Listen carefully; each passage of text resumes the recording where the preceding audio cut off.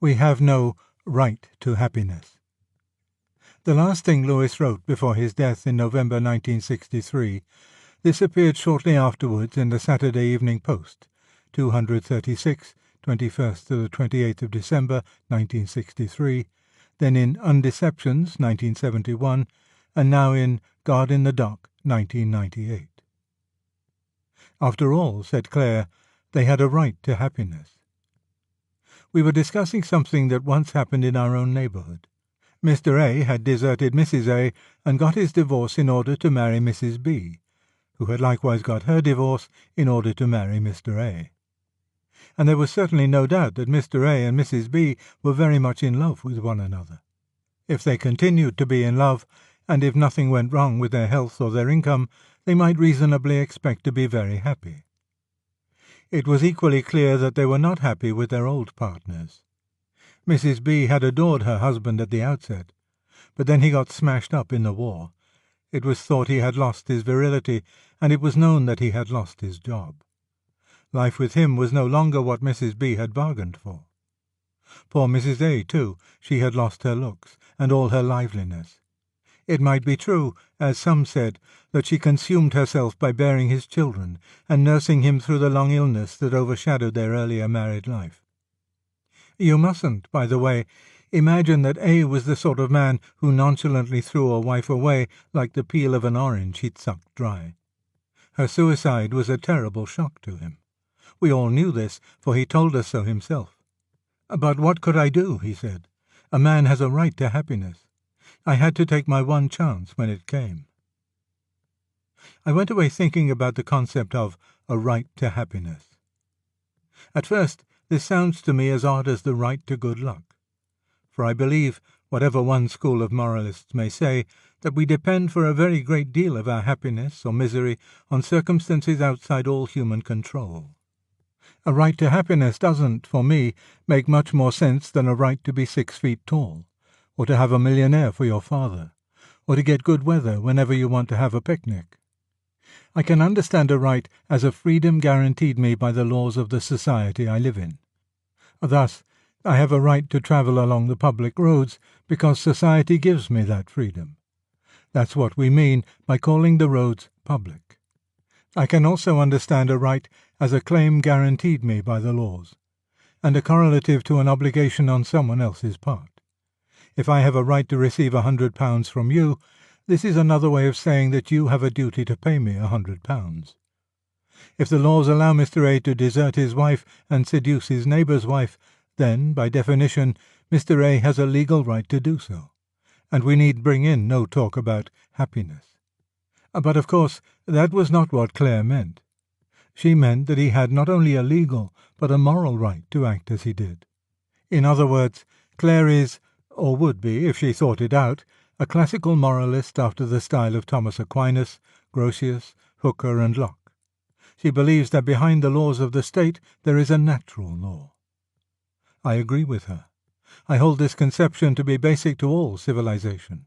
Without it, the actual laws of the state become an absolute, as in Hegel. They cannot be criticized because there is no norm against which they should be judged. The ancestry of Claire's maxim, "They have a right to happiness," is august. In words that are cherished by all civilized men, but especially by Americans, it has been laid down that one of the rights of man is a right to the pursuit of happiness. And now we get to the real point. What did the writers of that august declaration mean? It is quite certain what they did not mean. They did not mean that man was entitled to pursue happiness by any and every means, including, say, murder, rape, robbery, treason, and fraud. No society could be built on such a basis. They meant to pursue happiness by all lawful means, that is, by all means which the law of nature eternally sanctions, and which the laws of the nation shall sanction.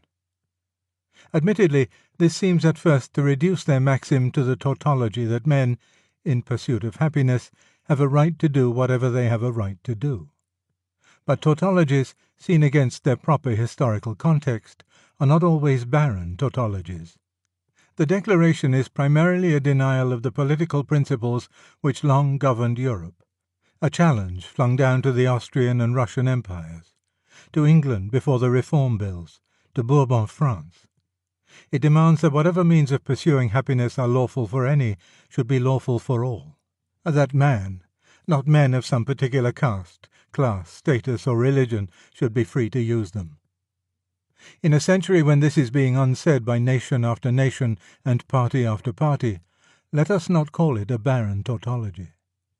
But the question as to what means are lawful, what methods of pursuing happiness are either morally permissible by the law of nature, or should be declared legally permissible by the legislature of a particular nation, remains exactly where it did.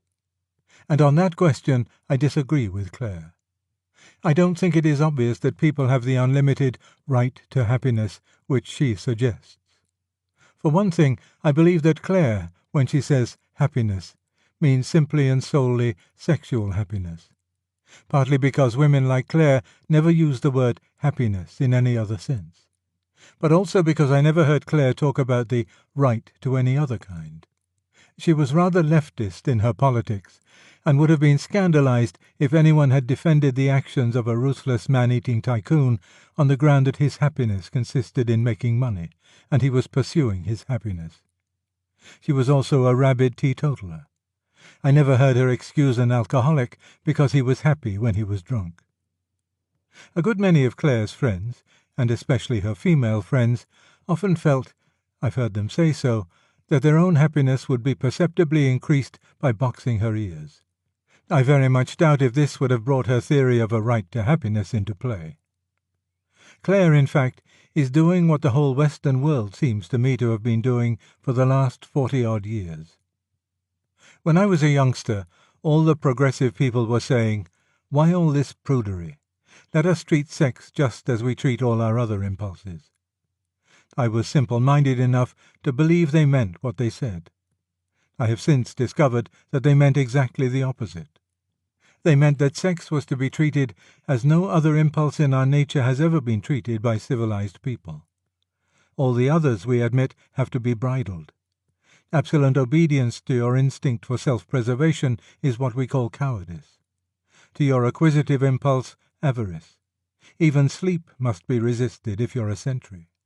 But every unkindness and breach of faith seems to be condoned, provided that the object aimed at is 4 bare legs in a bed. It is like having a morality in which stealing fruit is considered wrong, unless you steal nectarines. And if you protest against this view, you are usually met with chatter about the legitimacy and beauty and sanctity of sex, and accused of harbouring some Puritan prejudice against it as something disreputable or shameful. I deny the charge. A foam-born Venus, golden Aphrodite, Our Lady of Cyprus, I never breathed a word against you. If I object to boys who steal my nectarines, must I be supposed to disapprove of nectarines in general, or even of boys in general? It might, you know, be stealing that I disapproved of. The real situation is skilfully concealed by saying that the question of Mr. A's right to desert his wife is one of sexual morality. Robbing an orchard is not an offence against some special morality called fruit morality. It is an offence against honesty. Mr. A's action is an offence against good faith, to solemn promises, against gratitude towards one to whom he was deeply indebted, and against common humanity. Our sexual impulses are thus being put in the position of preposterous privilege. The sexual motive is taken to condone all sorts of behaviour which, if it had any other end in view, would be condemned as merciless, treacherous, and unjust.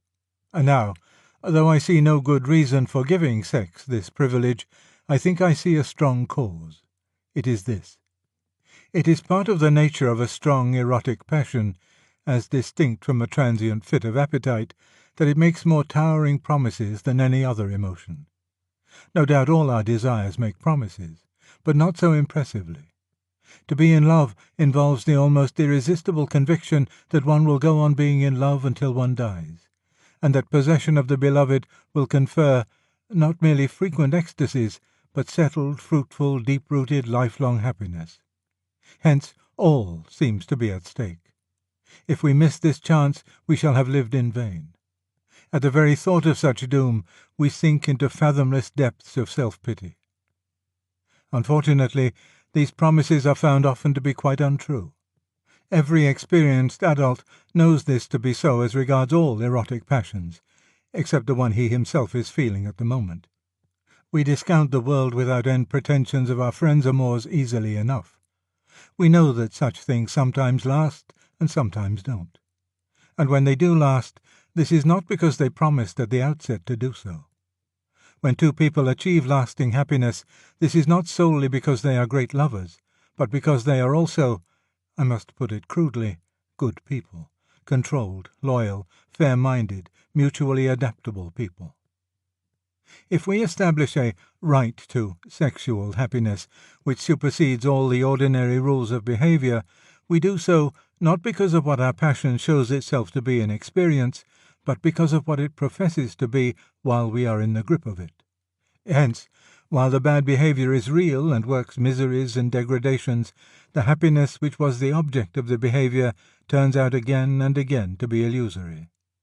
Everyone, except Mr. A and Mrs. B, knows that Mr. A in a year or so may have the same reason for deserting his new wife as for deserting his old. He will feel again that all is at stake.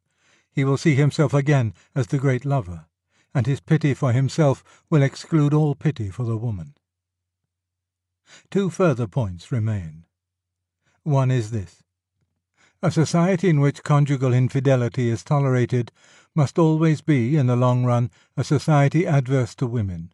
Women, whatever a few male songs and satires may say to the contrary, are more naturally monogamous than men. It is a biological necessity. Where promiscuity prevails, they will therefore always be more often the victims than the culprits. Also, domestic happiness is more necessary to them than to us. And the quality by which they most easily hold a man, their beauty, decreases every year after they have come to maturity. But this does not happen to those qualities of personality — women don't really care twopence about our looks — by which we hold women. Thus, in the ruthless war of promiscuity, women are at a double disadvantage. They play for higher stakes and are also more likely to lose. I have no sympathy with moralists who frown at the increasing crudity of female provocativeness. These signs of desperate competition fill me with pity. Secondly, though the right to happiness is chiefly claimed for the sexual impulse, it seems to me impossible that the matter should stay there. The fatal principle, once allowed in that department, must sooner or later seep through our whole lives. We thus advance towards a state of society in which not only each man, but every impulse in each man claims carte blanche. And then, though our technological skill may help us survive a little longer, our civilization will have died at the heart, and will, one dare not even add, unfortunately, be swept away. Use the referral link in the description to support the channel.